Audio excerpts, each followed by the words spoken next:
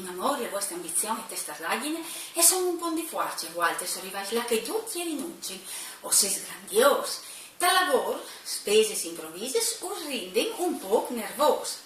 Tauro, in amore, le vostre personalità te è altalenante, ci vive di capisci che volete per farsi rapire di felicità.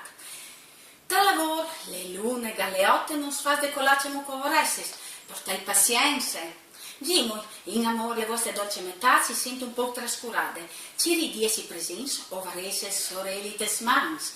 Dal lavoro mettete ordine des idee, socchiatarese le soluzioni giuste al vostro ciel. Granci, in amore, il vostro umore, questa settimana è paragonabile a nebbia alle rose blu, ma con le spine, cuore il vostro ben cala di sentius. Dal lavoro, le vostre idee saranno una sorpresa per tutti. Leon, in amor cieli di decidi, c'è strade come di chiapà, non state pensamasse d'inchianto chiatarese le risposte giuste per altri. Dal lavoro una proposta conveniente e sarà fonte di guadagno. Vergine, in amor nios magiche sta al vostro cielo, esperia e hanno tutte una belle parole per altri. Complimenti, dal lavoro pensais masse, lasciate che i proiessi che ha pempito, vareis risultati inspietati.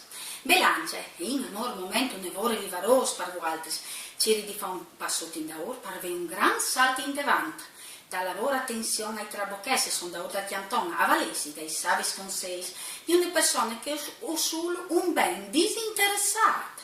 Scorpione, in amor, queste settimane Venere e Saturno e hanno usato il vostro segno.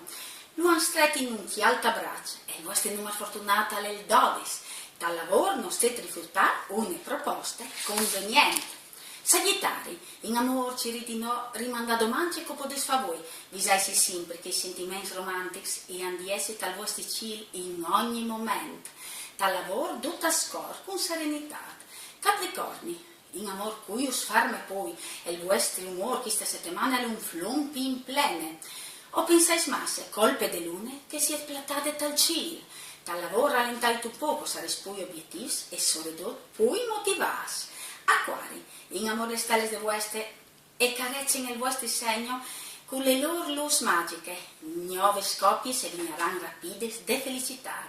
Dal lavoro si svincenza, su tutti i fronts. Pes, in amore se si tubanno una scelta un lavoro importante.